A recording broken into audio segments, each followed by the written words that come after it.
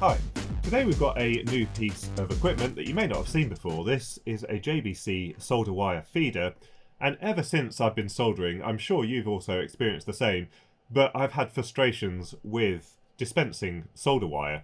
So there's lots of different ways that you can get around it. You can sit it on the bench, which is what I do, and unravel a section, and then I do a bit of soldering, and then when I'm running out of solder I unravel some more and then continue.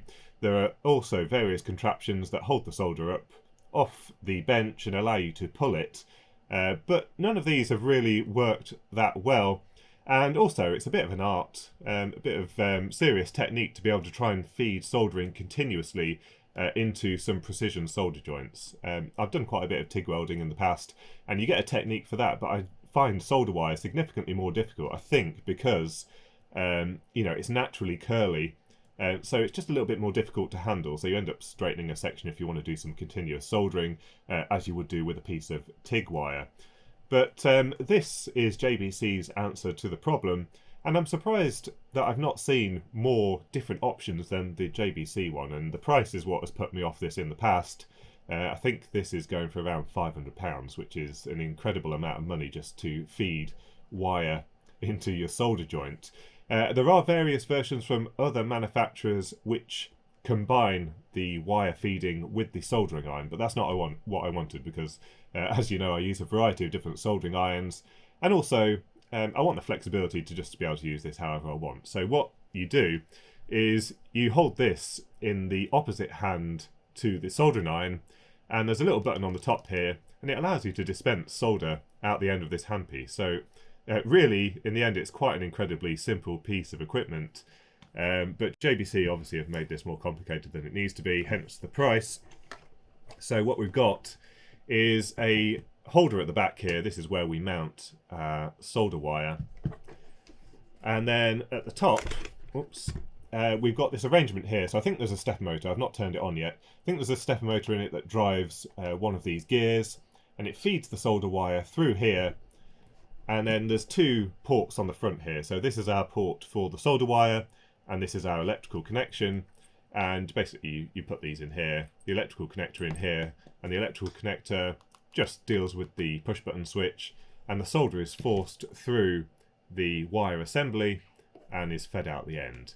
Now there's various different programmable modes on this, which is potentially how they're justifying the price, but really it's a stepper motor, some gears. This is the fancy bit, really, just being able to hold a nice handpiece that can feed the solder wire out of it. So we'll take a look at this a bit more closely in a moment, but we've got a new sponsor for this particular video, so let's take a look at them. So ALLPCB are an electronics manufacturer offering a wide range of services to the hobbyist and professional. Within those capabilities include basic PCB manufacture, so we've got some extremely low cost FR4 boards. We can get our boards made all the way up to 16 layers. They also offer rigid flex as well as aluminium PCBs. PCB assembly, including getting your components assembled onto the PCB. They also offer CNC machining, injection molding and sheet metal folding. And if you want to take a look at their services, we will be doing a video shortly with a PCB manufactured by ALLPCB. But you can also visit them in person. They will be attending electronica 2022 in Munich this year, so don't forget to visit them. So here is the handpiece, and it's got all of the usual JBC hallmarks. So we've got the green sections here where you're intending to place your fingers. So we've got some soft touch sections here, as well as the push button on the top. It seems to be made from the same material that the soldering irons are made from, so it feels very familiar in the hand, and it's quite well weighted. It doesn't feel too heavy or anything like that. Now, I normally solder it with the soldering iron in my right hand and the solder wire in the left, so I'm going to have to get used to holding it this way round. And just testing it quickly on the bench, I haven't actually run the machine at all, but having to press this button does result in some movement of the tip here. So we'll see how that actually turns out when we're actually doing some soldering. It may not be an issue, but if we're doing some fine soldering, that might be quite difficult to control, and we might need to use a foot pedal instead. But other than that, it seems to be quite a nicely designed piece of kit. We've got 1 meter of the wire assembly, so we can have the actual unit mounted out of the way, and then we only have this on the bench, which should be quite nice. You can actually buy a stand for this as well. Unfortunately, it doesn't come with one. I think the stand is about £140, so Quite a lot of money for a stand that literally just holds this in place. It doesn't have any electronics, it doesn't do anything, it hasn't got any sleep detection or anything like that. It's just a dumb stand that holds this in place. So I think probably something could be 3D printed that will hold this in place and be a lot more effective. Now, a lot of you will use, as I do, different diameters of solder wire, and this unit, as it comes shipped, is designed for 1mm solder wire, and I very rarely use this because it's quite thick in diameter. It can be used for heavy duty stuff, but generally speaking, for surface mount soldering, we're going to be using 0.5 or 0.4mm solder. For through-hole soldering, you're probably going to use 0.7 or 0.8mm. So then you have to buy a guide kit for each diameter wire that you want to use, and these aren't cheap. There's a whole variety available. I think there's something like 15 in the manual. I've bought the 0.8mm and the 0.5mm, but these are expensive. I think it was about £150 plus VAT, so ridiculously expensive. Now, I ordered this back in July. It's taken this long to get here, so I've kind of forgotten about the cost now, but it was a bit painful after buying it and then realising the situation. So inside these boxes you get the guide kit. So this part is the part that feeds into the handpiece, and then in this little box we get all kinds of gears and stuff that we have to assemble into the machine. So it's a bit of a ask. Every time you change wire diameter, you've got quite a lot of fiddling around to do. So I'm probably going to set this up for my most used solder, which is the 0.5mm. But we will test it with some of these other ones today. But the cost of all of this equipment is extremely expensive, so it's probably putting it out of the reach of most hobbyists, or any sane people anyway. I had never seen this being reviewed or used by anyone, so I thought I'd buy it so you can see what it's like. If you've got money to burn, then it might be something you're interested in. Let's take a look at the main unit. So here is the main unit, and it's a bit more in style with the slightly older JBC in that it's got this blue monochrome display on the front. I was kind of hoping there'll be a version available with the new TFTs that they seem to be fitting on all the stations, a bit like the DDE station that I've reviewed before, and also the soldering assistant station, which has been on order for a long time. There's no delivery date yet from JBC because they're suffering from component shortages. Trust me, as soon as I get it in, we'll be doing a review of that station. But it looks like this is the only version that's going to be available of this one. They do have a new soldering iron with a solder feeder integrated with the new TFT on the front. That's not available just at the moment, but it looks like they're going towards that route where it's an integrated soldering iron and solder feeder rather than this separate system, which I think I will favour. So we've got a blue graphic display on the front. We've got the 3 buttons, very similar user interface to some of the earlier soldering stations. On the back, we've got an IEC connector for the mains, as well as some interfaces here which allow us to connect it to the robot and also to some of the other equipment here. We've got an ESD bonding point and then the rating plate at the back here. We've got 2 holes here, and this is for mounting the little holder that holds the solder spool, but really it just hooks into here and sits there. I was kind of hoping this would be a little bit more robust. It's also quite sharp on these edges. It's really rough finish on some of these edges here. These ones are quite smooth, but this one in particular is quite bad. We mount our solder reel onto here and feed the wire through the top here. Now on the bottom there's just some screws, so we'll take a look inside in a moment. We've got a USB port for firmware upgrades, and there has been a recent update on this, so we'll make sure that that is on this one.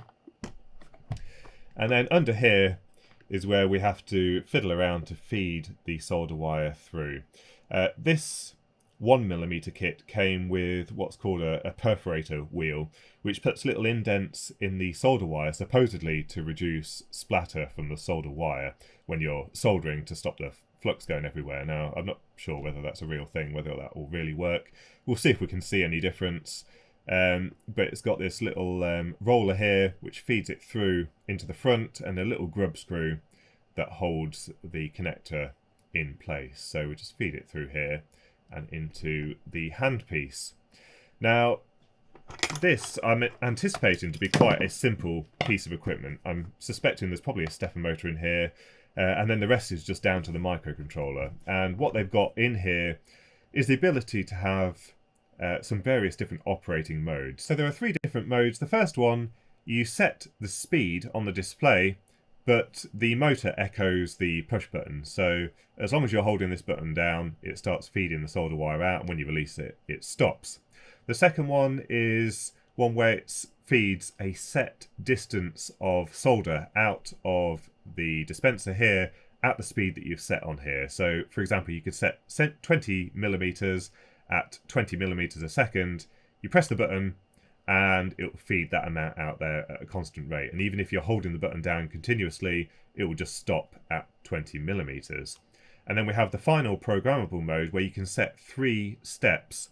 So if you wanted, you could have a very slow feed to start with, maybe 5 millimeters of slow feed, then 10 millimeters of fast feed, and then a third step, maybe another 5 millimeters of slow speed if you've got some specific requirements. And if you're doing lots of repetitive joints where you might need that profile, you can set that profile into here, and it can store a whole bunch of those different profiles so that you can quickly go through, pick the one that you want to do, and then it just does it automatically. So those are the 3 operating modes, and that is basically all of the intelligence in this system. So I've managed to get the top cover off. It came off quite easily, and I forgot to say this is quite a heavy unit, and I think that is down to the fact that we've got a proper transformer here. So it's not got a switch mode power supply, it's got a proper transformer, and you can also see the stepper motor is quite large in the background there as well. So the mains comes in from the fused IEC connector, goes off to the front panel where we've got an AC power switch, and then it goes off to this PCB where the transformer is sited, and then we've got a insulating material just on the top of it to make sure none of these come into contact with the AC connections. Then just at the back here we've got a flexi cable with the secondary output from this transformer, just a single secondary, and that goes on to the PCB at the back here. So we've got a bridge rectifier made from 4 discrete surface mount diodes. We've got 2 large bulk capacitors. We've got a 78M08 8-volt regulator, as well as an L4931 3.3-volt regulator. So just linear supplies. Again, this is really straightforward stuff, which also means it's really reliable. And then we've got a DRV8825 stepper motor driver, and these are the wires going off to the stepper motor. We've got the current setting resistors, those large SMD resistors here. And then everything else goes onto this flexi cable, including the connections to those RJ45 connectors, which go to the various networked equipment. Not network as in Ethernet, but I think it's an RS485 type bus. So those all go onto this flexi cable, and then they go to the front panel. So I'll see if we can get a better view of the PCB at the front. So here is the front PCB, nothing too complicated on here. At the bottom we've got a PIC 32, and I think we've seen this in the other JBC equipment. We've also seen it in Metcal equipment as well. So the PIC 32 seems to be a favourite amongst the soldering iron manufacturers. Up here we've got a Max 3232 line driver for feeding those interfaces on the back panel. So that's just allowing it to drive with a decent impedance out there to the other equipment. We've got an interface pretty much directly to the LCD at the front, as well as a little voltage regulator at the top here. We've got a buzzer, which I think just beeps when you press the buttons and for when you accept something. And then we've got a USB interface here for doing firmware updates, and they're just using a Scilab chip here to actually do the USB interface, USB to UART. And then there's also a bit of memory down there, a little flash chip. And that's it really, so not a huge amount on here. There's a couple of interfaces here. So we saw on the back panel, we saw the wires going off to the stepper motor. We've got a 4-wire interface going off somewhere, and a 3-wire interface going off to that connector on the front, which is used for either the push button switch or for the foot pedal. So let's take a look at the stepper motor area and see where these 4 wires go. Here is the solder feeder assembly, and it's just a direct drive from this quite large stepper motor. So the shaft is directly feeding this drive wheel here, which is pulling the solder wire through, and it just needs enough force to be able to unravel that solder wire. It doesn't need to force it out very hard, and it's quite slow speed, so this is where stepper motors have the most torque, so no problems here. And then those 4 wires just went to an optical detector. So we've got an LED and a photodiode and just a slotted wheel here. Now this isn't quite a rotary encoder because we can't resolve direction just with a single photodiode. This is just checking that the speed is correct. It doesn't care about the direction because it knows that from driving the stepper motor. Obviously if it was wired incorrectly then it would go the wrong way and it wouldn't know. But it knows how to drive it in one direction, so it doesn't need to care about which way we're rotating it. It just needs to be able to count pulses to make sure it's travelling at the right speed. So that's about all there is to this. This is all made from metal, so it's actually really high quality and not going to wear out in a hurry. It looks like we've got some bearings and everything in here as well, so all pretty nice. Now, one thing you'll notice is the encoder wheel is not attached to the motor. It's actually attached to this wheel here, which rotates quite freely, but that's basically confirming that the solder wire itself is travelling at the correct speed. Not that the motor's turning, but they're actually getting solder wire being fed through. So that's a nice touch. That's making sure that the system is actually working properly and we're controlling the speed and the distance of the wire rather than the speed and the distance that the motor thinks is driving the wire.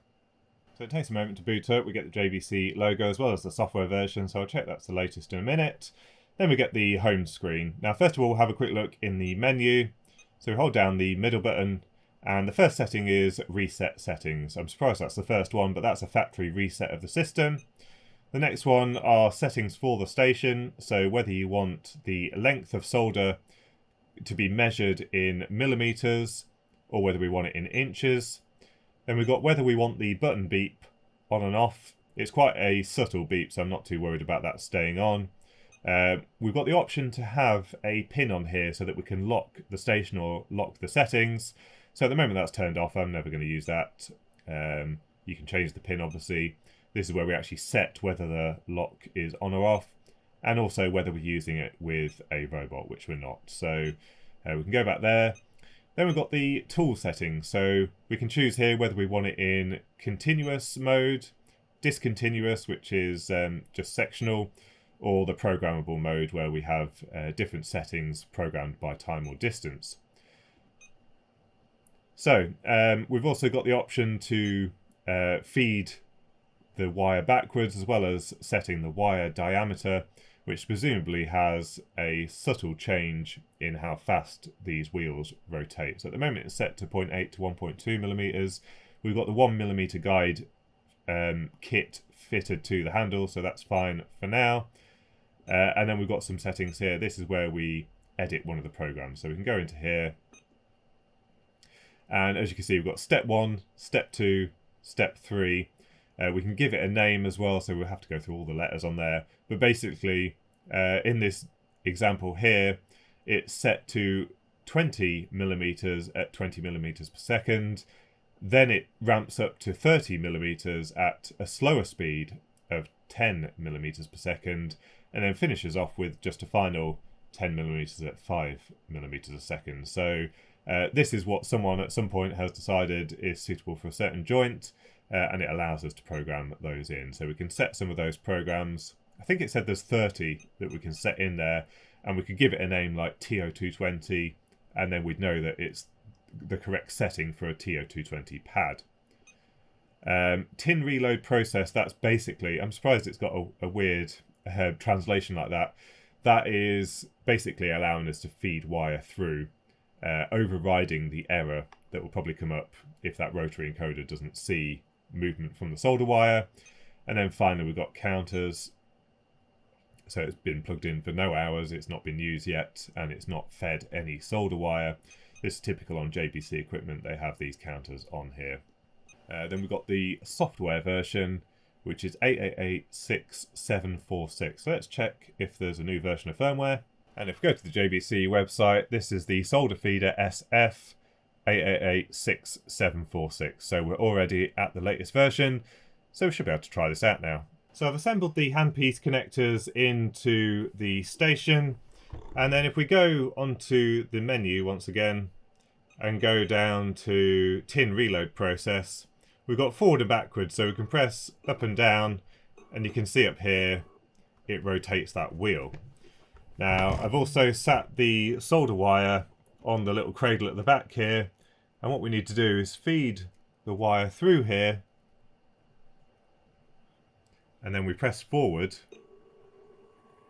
and it should grab hold of the wire, and it has, and it's going to start feeding it through the system. There we go. So if you look closely, you can see some indentations on the solder wire that supposedly can help reduce the splatter from the flux. So let's go back to the main menu.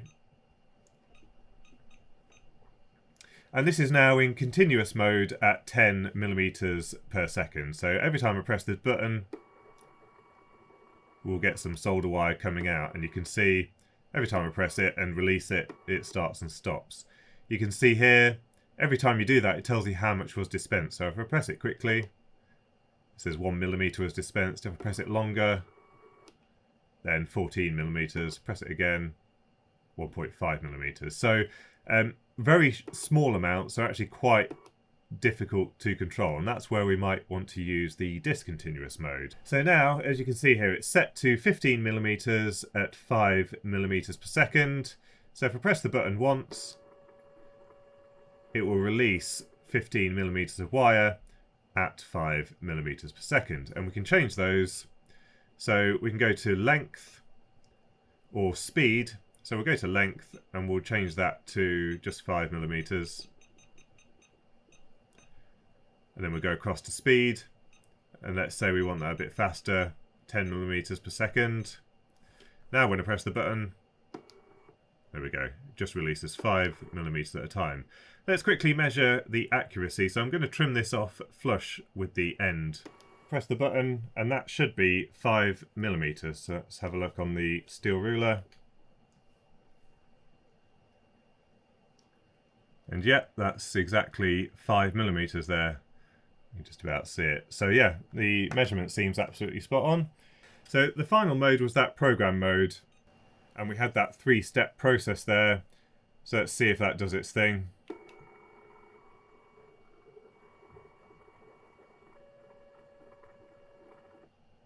So there you go, quite a lot of solder there. It must have been for a very big joint. But there we go. We can program some stepped settings in there if we want to get optimal soldering for some specific joints. So let's have a go at just soldering some through-hole parts. Right, we've got a few things that we need to coordinate here. First of all, I've got to try and coordinate a button press rather than just feeding wire into a solder joint. But we've also got to get the length and the speed correct. So we may end up sacrificing 1 or 2 joints at the start here while we get the settings done properly. But at the moment it's just set to that 5 millimeters at 10 millimeters per second, and we'll see how that goes as a starting point. So apply heat.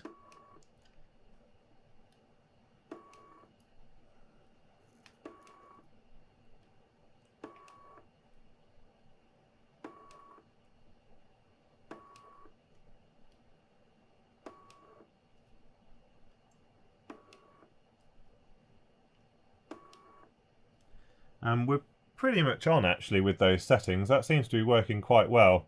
It's a little bit tricky to control with the push button. Let's try a few more here.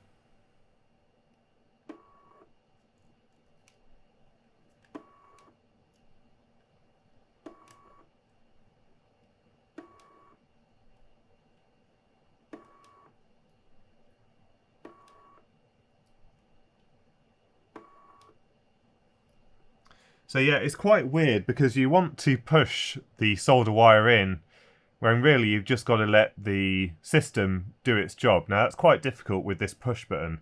So I think we are going to need to rig up a foot pedal to this just to make it a little bit easier, because there is the temptation to feed it in as you're trying to push that button. The technique just doesn't quite come naturally.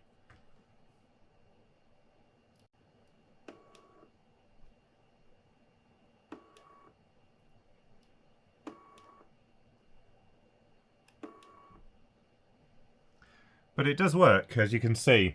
Now, one of the problems here is that 1mm solder wire is too big for this type of joint. So I'm just going to swap it out for some 0.7 and see how that works instead.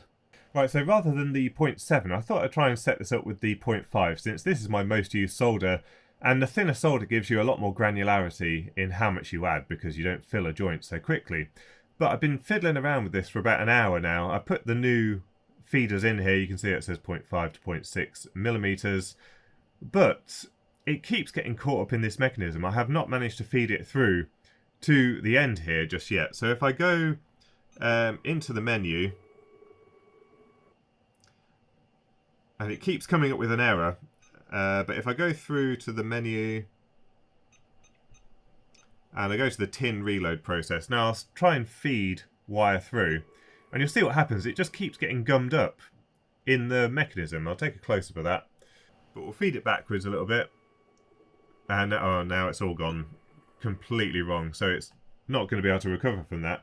And then unfortunately there's no way to move these rollers out the way. It'd be nice if these were kind of spring loaded, but you can't push these to the side. So once it's gummed up like this, you have to disassemble all of this, which is a real pain. So I'll try unscrewing that. And then we've got to try and pull some back through. And then when this error comes up, even during the reload process, it doesn't let you back feed or forward feed it properly. And we've snapped the wire now. So now we're going to have to pull it out from this end. This basically looks like it's completely unsuitable for solder wire of this thickness. Now we've got quite a lot of solder through into here, so it did start feeding properly, but now we're stuck. And I think we're just going to have to snap the solder wire and try and grab it out of here with some tweezers, but this is just useless. It's never going to work. If I've got some solder wire fed in here, look, so we'll feed it through. And then I do the feed forward.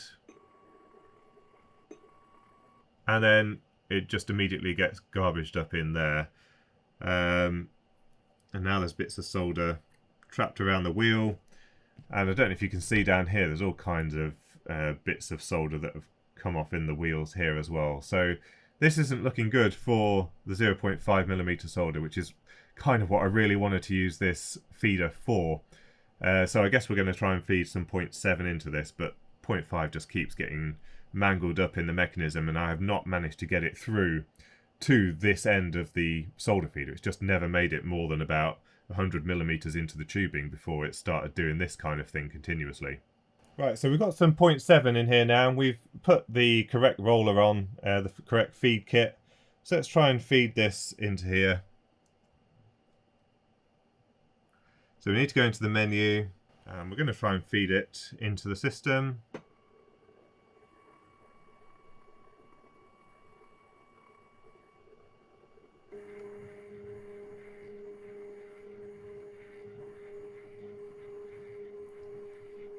And it's starting to feed through.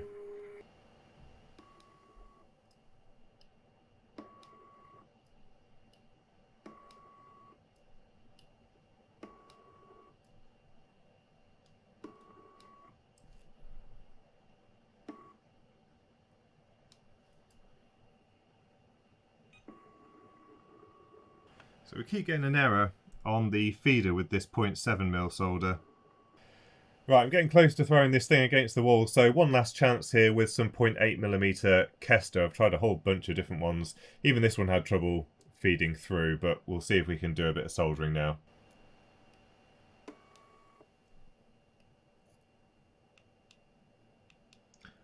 No, we've got the error on the screen again. So I'm giving up with this. I think that's about it. So there's the error message that's been bugging me all night, and it's a real shame because it was working really well with the 1mm solder, but I do very little soldering that requires that kind of gauge solder wire, which is why I spent quite a considerable sum on those guide kits for the 0.5 and 0.7 to 0.8mm solder wire. And I could probably accept that the 0.5 didn't work, but the 0.8 is really disappointing. In fact, I was using 0.7 with a few reels. The one that's in here at the moment is 0.8mm Kester, and it still suffered from exactly the same problem. And I did wonder if it was maybe just because I'm using lead solder wire, so I switched out to some lead-free, and it did exactly the same thing. I didn't know if the lead was a bit too soft to feed through, but even lead-free does exactly the same thing. And you can see on the rollers here, this one says it's good for 0.7 to 1 millimeters. The one at the front just says less than 1.2. That doesn't really affect anything there. It's these ones here. And once it's gone wrong once, then it's squished the solder too much and then it can't feed it in and out anyway. So you end up wasting a meter of solder every time. There's not a good way of getting the solder out from here either, because once you've got it kind of in this state where it's all gummed up, you can't do anything with these two wheels. So you have to snap the solder wire and then feed it through again from scratch, which is just an absolute waste and really doesn't work very well. So I'm really quite disappointed with this system, especially at its cost. You know, you expect a JBC piece of equipment that you've spent, well, the investment here is probably nearly about £800 in total with those two feeder kits. So a lot of money here, and really it's going to sit on the shelf and not do anything, because if I can't use a thinner solder wire, then it's a complete waste of time. So let me know your thoughts and comments down below. I can probably guess most of the answers already. What a pile of junk, and why on earth would you spend that kind of money on something like this? Probably what the answers are going to be. So anyway, I hope you enjoyed the video. Don't forget to visit ALLPCB, who sponsored our video today. And until next time, thanks for watching.